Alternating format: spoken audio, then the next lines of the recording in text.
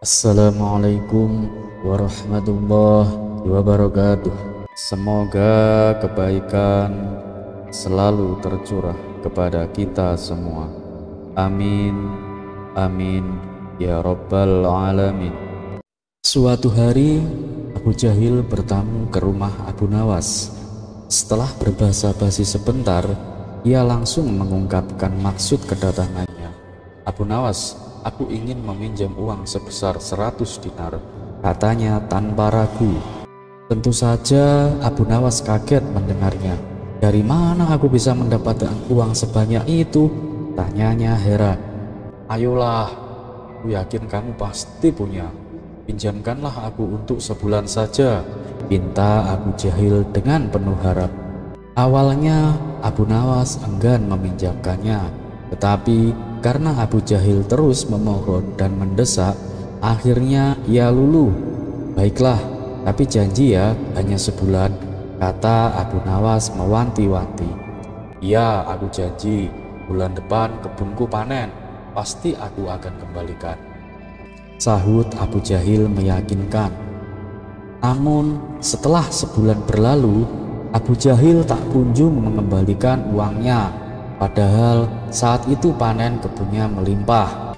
Abu Nawas yang sedang membutuhkan uang pun terpaksa mendatangi rumah Abu Jahil untuk menagih hutangnya. "Abu Jahil, mana janjimu? Katanya dalam sebulan kamu akan mengembalikan uangnya," tanya Abu Nawas dengan nada kecewa. Dengan santai, Abu Jahil beralasan bahwa panennya sudah habis untuk mengobati saudaranya yang sakit. "Jangan khawatir Abu Nawas, bulan depan pasti aku bayar," katanya. Abu Nawas pun pulang dengan tangan kosong dan hati kecewa. Beberapa hari kemudian, ia mendengar kabar bahwa Abu Jahil sering mengadakan pesta pora di rumahnya bersama teman-temannya. Mendengar hal itu, Abu Nawas semakin kesal. "Kurang ajar, katanya uangnya habis, tapi malah berpesta," gerutu Abu Nawas. Abu Nawas tahu menagihnya kembali hanya akan mendapatkan alasan-alasan terbaru. Maka ia pun menyusun sebuah rencana untuk mengerjai Abu Jahil. Keesokan harinya, Abu Nawas menemui seorang sahabatnya di kampung seberang. Mereka menyusun siasat untuk menjebak Abu Jahil.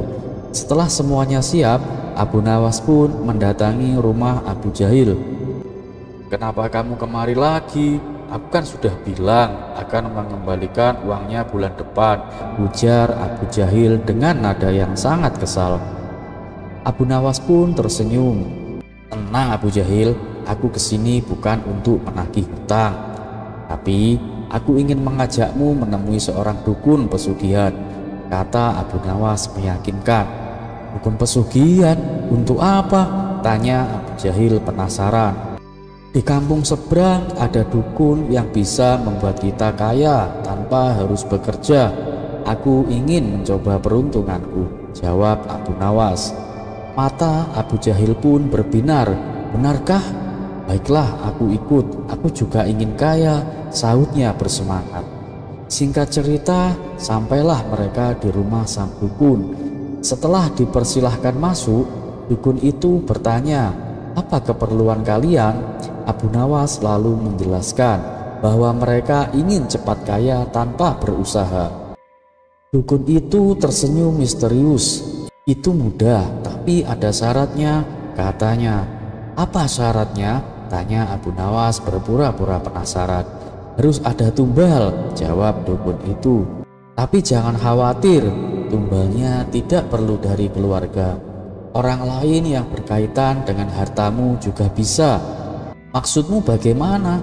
tanya Abu Nawas. "Misalnya seseorang yang punya hutang padamu, orang itu bisa dijadikan tumbal meskipun dia bukan dari keluargamu.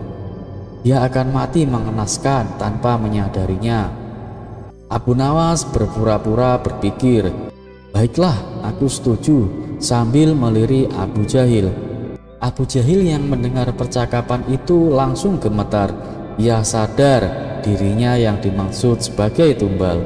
Dengan ketakutan, ia berkata, "Abu Nawas, hutangku tidak usah kamu tagih lagi.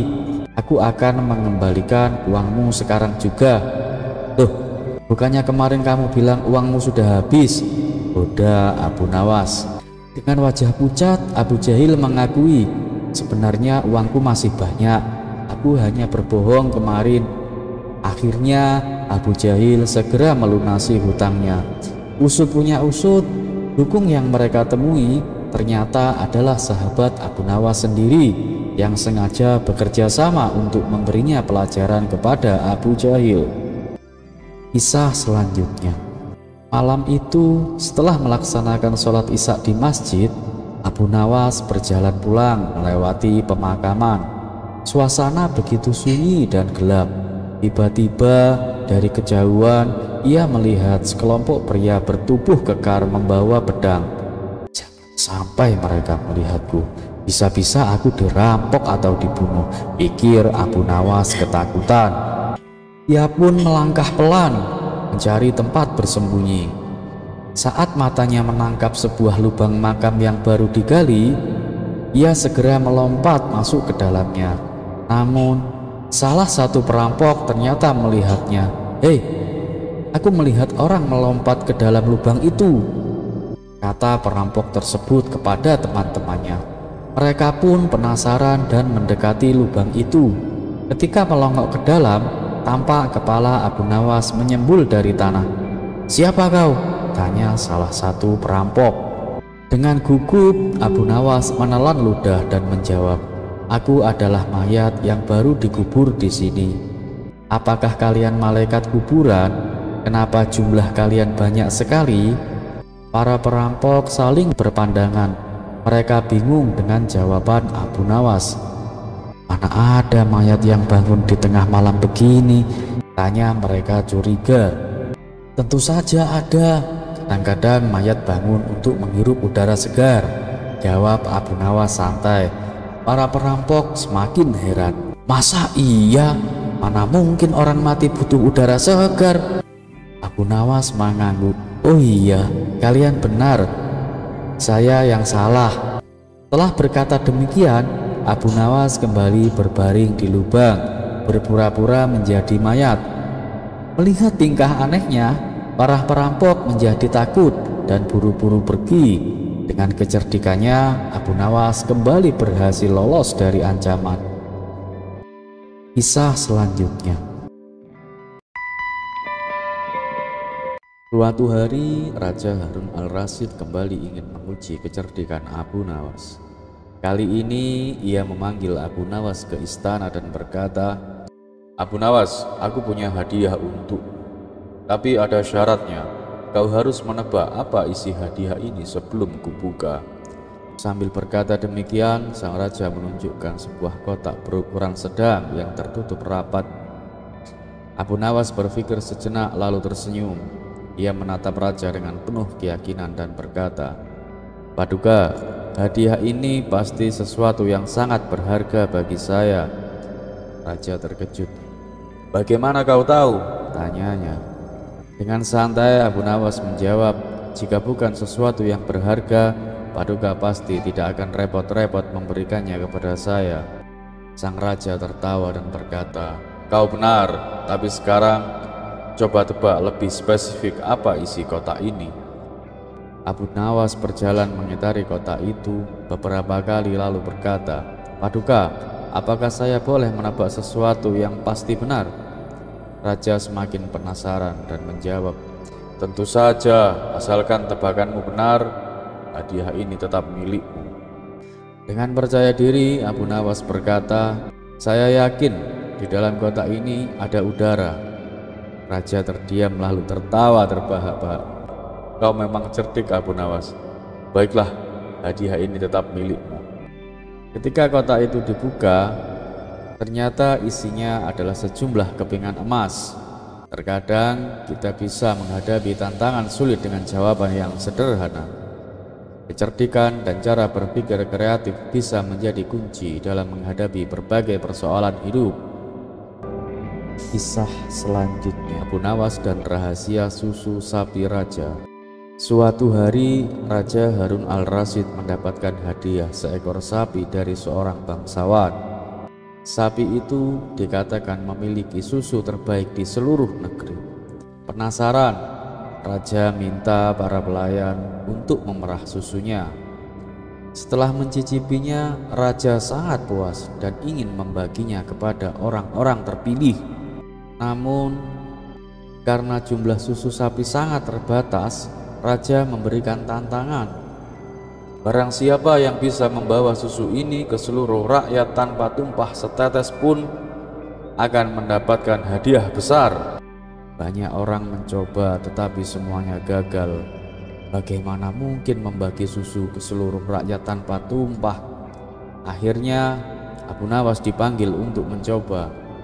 Ia berpikir sejenak lalu berkata, "Paduka, saya bisa melakukannya, tapi saya butuh 1 hari penuh untuk menyelesaikan tugas ini." Raja setuju dan memberikan susu itu kepada Abu Nawas. Keesokan harinya, Raja bertanya, "Abu Nawas, bagaimana hasilnya? Apakah seluruh rakyat sudah mendapatkan susu ini?" Dengan santai Abu Nawas menjawab, "Benar Paduka, saya telah membagikan susu ini kepada seluruh rakyat tanpa tumpah setetes pun." Raja heran, "Bagaimana caramu melakukannya?" Abu Nawas tersenyum dan berkata, "Saya meminum susu itu, lalu saya menceritakan kepada seluruh rakyat betapa lezatnya susu ini. Dengan begitu, semua orang telah menerima susu sapi Paduka tanpa setetes pun yang tumpah." Raja pun terdiam sejenak, lalu tertawa terbahak-bahak. "Kau benar-benar cerdik, Abu Nawas. Baiklah, hadiah besar untukmu." Terkadang solusi terbaik tidak selalu sesuai ekspektasi, tapi tetap bisa mencapai tujuan. Kreativitas dan kecerdikan bisa mengubah tantangan menjadi kemenangan. Terima kasih dan wassalamualaikum warahmatullahi wabarakatuh.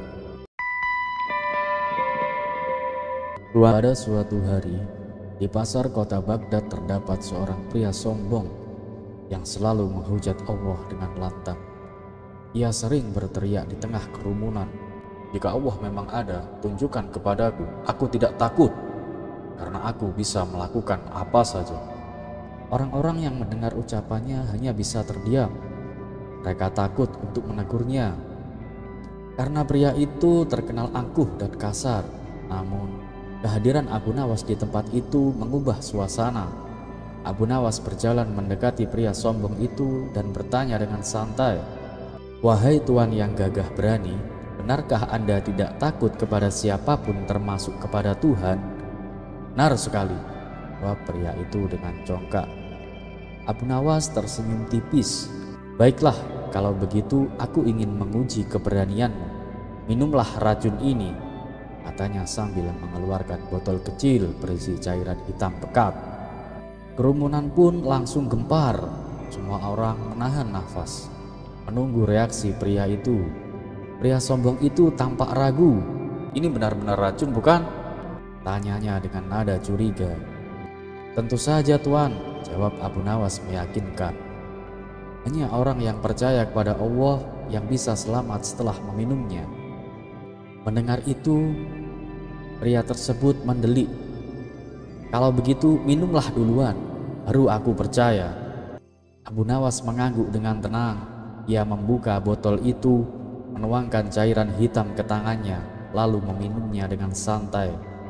Bahkan ia berpura-pura menikmati dan berkata, Rasanya enak seperti madu." Orang-orang tercengang. "Wah, selamat," seru mereka kagum. Tak ingin kalah, pria sombong itu akhirnya mengambil botol tersebut dan menenggak isinya dengan angkuh. Namun, begitu cairan itu masuk ke tenggorokannya, wajahnya langsung berubah. "Apa ini? Kenapa tubuhku panas sekali?" teriaknya panik sambil muntah-muntah dan memenggangi perutnya. Orang-orang terkejut, sementara Abu Nawas hanya tertawa kecil. "Tuan, ini bukan racun, ini hanya campuran jahe dan rempah-rempah. Rasa pahit dan panas itu berasal dari ketakutanmu sendiri. Pria itu terdiam, wajahnya memerah karena malu. Dengan suara bergetar, ia berkata, "Aku salah, aku tidak seharusnya menghujat Allah. Ampunilah aku." Abu Nawas tersenyum penuh kemenangan.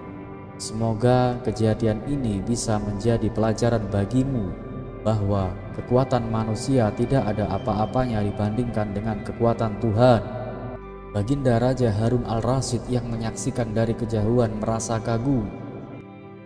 Akhirnya pria sombong itu pergi dari alun-alun dengan kepala tertunduk, menjadi bahan tertawaan banyak orang. Kisah selanjutnya. Apa yang lebih jahat dari setan? Pada suatu hari, Baginda Raja memanggil Abu Nawas ke istana dengan senyum penuh teka-teki. Baginda Raja memang gemar menguji kecerdasan Abu Nawas. "Wahai Abu Nawas, aku punya pertanyaan yang tak bisa dijawab oleh siapapun di kerajaanku. Jika kau berhasil menjawabnya, kau akan mendapatkan hadiah emas. Namun, jika gagal, kau harus membersihkan kandang kuda selama sebulan penuh," kata Baginda. Abu Nawas tersenyum. Ia tahu pertanyaan dari Baginda Raja pasti rumit dan menjebak, tetapi ia tetap percaya diri. "Baiklah Paduka, apa pertanyaan itu?" Baginda Raja mendekat dan bertanya, "Apa yang lebih jahat daripada setan dan iblis?" Abu Nawas terdiam sejenak. Jika ia menjawab dengan sembarangan, jawabannya tidak akan diterima oleh Baginda Raja.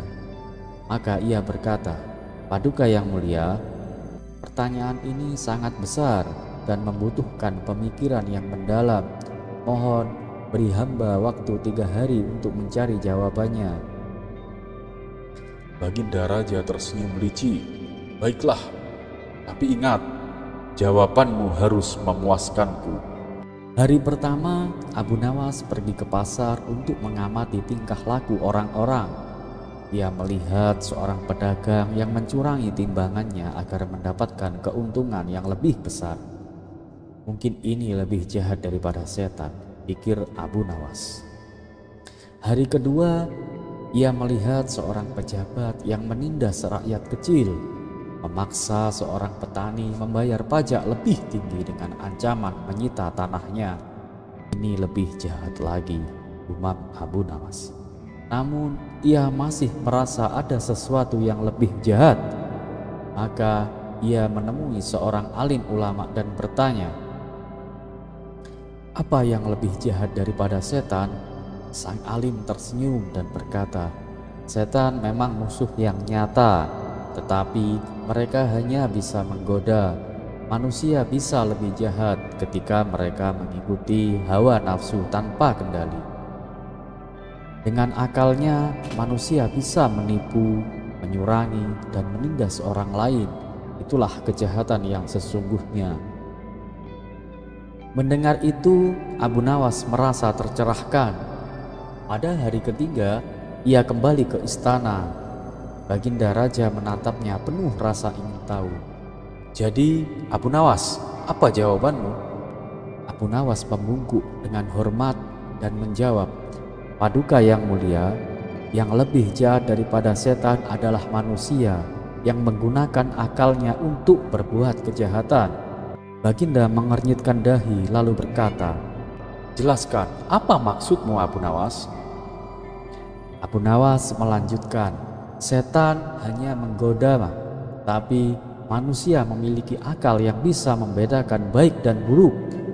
Ketika manusia sengaja menggunakan akalnya untuk mencurangi orang lain, menindas yang lemah, atau merusak dunia demi kepentingannya sendiri, maka manusia lebih jahat daripada setan. Sebab setan hanyalah menggoda, tetapi manusialah pelaku kejahatan sejati." Baginda Raja terdiam. Ia merenungkan kata-kata Abu Nawas. "Luar biasa. Aku tidak menyangka kejahatan sejati bukan berasal dari setan, tetapi dari manusia yang tidak menggunakan akalnya dengan bijak." Para menteri dan penasehat pun mengangguk setuju. Sejak hari itu, kebijakan Abu Nawas semakin dikagumi rakyat. Kisah-kisah Abu Nawas selalu mengandung hikmah dan pelajaran yang mendalam. Ia tidak hanya dikenal karena kecerdasannya, tetapi juga karena kemampuannya memberikan pelajaran dengan cara yang unik dan menghibur. Semoga kisah-kisah ini bisa menjadi inspirasi bagi kita semua. Terima kasih dan wassalamualaikum warahmatullahi wabarakatuh. Suatu hari, Abu Nawas berbincang dengan kawan-kawannya tentang bahaya fitnah. Ia berkata, fitnah lebih kejam daripada pembunuhan.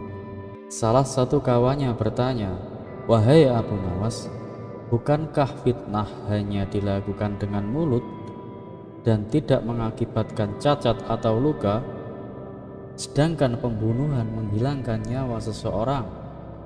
Mengapa fitnah lebih kejam dari pembunuhan?" Abu Nawas tersenyum lalu berkata, "Semua itu karena dampak yang ditimbulkan oleh fitnah sangatlah besar, bahkan bisa mengakibatkan peperangan." Kawan-kawannya semakin penasaran. "Bisakah kau buktikan ucapanmu? Aku sendiri belum pernah mendengar kisah tentang bahayanya fitnah," tanya salah satu dari mereka. Abu Nawas lalu menceritakan sebuah kisah tentang saudagar kaya yang membeli seorang budak yang suka menebar fitnah. Budak itu menghasut istri saudagar bahwa suaminya ingin menikahi wanita lain. Kemudian ia menghasut saudagar bahwa istrinya berselingkuh dan ingin membunuhnya. Akibat fitnah tersebut, saudagar membunuh istrinya, lalu keluarga istrinya membalas dengan membunuh saudagar, dan akhirnya peperangan pun terjadi antara dua keluarga. Itulah mengapa fitnah lebih kejam daripada pembunuhan. Ia tidak hanya menghancurkan satu nyawa, tetapi juga bisa menghancurkan kehidupan banyak orang, kata Abu Nawas sambil menutup ceritanya. Kisah selanjutnya, karpet terbang untuk Baginda Raja. Baginda Raja selalu mencari cara untuk menguji kecerdikan Abu Nawas.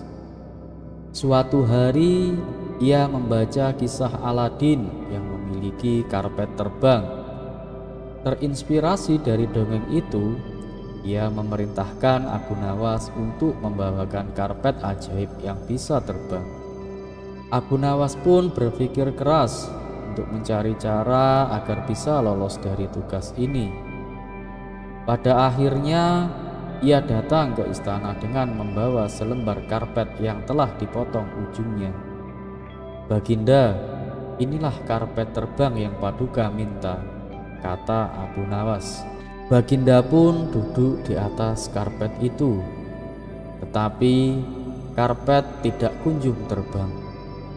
"Abu Nawas, kenapa karpet ini tidak terbang?" bentak Baginda. Abu Nawas berpura-pura memeriksa karpet tersebut, lalu berkata, "Oh, ternyata karpet ini tidak bisa terbang karena ada bagian yang telah terpotong. Bagaimana mungkin karpet yang tidak utuh bisa terbang?" Baginda terdiam, lalu bertanya, "Kalau begitu, bagaimana cara memperbaikinya?" Abu Nawas tersenyum dan menjawab, "Maaf Baginda, tugas saya hanya membawa karpet ajaib, bukan memperbaikinya." Baginda pun terpaksa mengakui kecerdikan Abu Nawas dan tidak bisa lagi memaksanya. Kisah selanjutnya, menangkap babi ngepet. Pada suatu malam, Abu Nawas mendengar bahwa babi ngepet sedang meresahkan warga.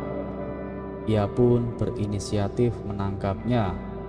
Dengan membawa karung besar, ia bersembunyi di balik pohon dan bersiap menangkap bayangan hitam yang melintas. Tak lama kemudian, ia melihat sosok bayangan dan segera menangkapnya. Keesokan paginya, warga berkumpul untuk melihat hasil tangkapan Abu Nawas.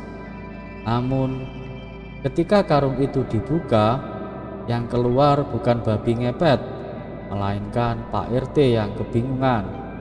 "Pak RT, kenapa Bapak ada di dalam karung?" tanya Abu Nawas kaget. Pak RT tertawa. "Kamu kira aku babi ngepet? Aku hanya mencari makanan di dapur tadi malam." Warga yang melihat kejadian itu pun tertawa terbahak-bahak. Abu Nawas hanya bisa tersenyum malu, menyadari bahwa misinya justru berakhir dengan kejadian lucu. Kisah-kisah Abu Nawas selalu penuh dengan kebijaksanaan dan kecerdikan. Dari perdebatan, ujian dari raja, hingga kejadian lucu, semua menunjukkan kecerdasannya dalam menghadapi berbagai situasi. Kisah ini mengajarkan kita bahwa kecerdikan dan kebijaksanaan dapat menjadi senjata yang ampuh dalam menghadapi tantangan hidup. Dan seperti biasa, wassalamualaikum warahmatullahi wabarakatuh. Pada suatu hari, Abu Nawas sedang berjalan di pasar kota Baghdad. Ia menikmati suasana yang ramai, hingga tiba-tiba ia melihat seorang pengemis duduk di pinggir jalan dengan wajah yang memelas. Pengemis itu tampak sangat miskin, mengenakan pakaian lusuh dan merintih meminta belas kasihan. "Kasihanilah saya, tuan-tuan, saya tidak makan selama 3 hari," ratap si pengemis dengan suara lemah. Orang-orang di sekitar mulai iba dan memberikan beberapa koin kepadanya. Namun Abu Nawas yang dikenal cerdik merasa ada yang janggal. Ia memperhatikan gerak-gerik si pengemis dan mulai curiga bahwa pria itu hanya berpura-pura miskin.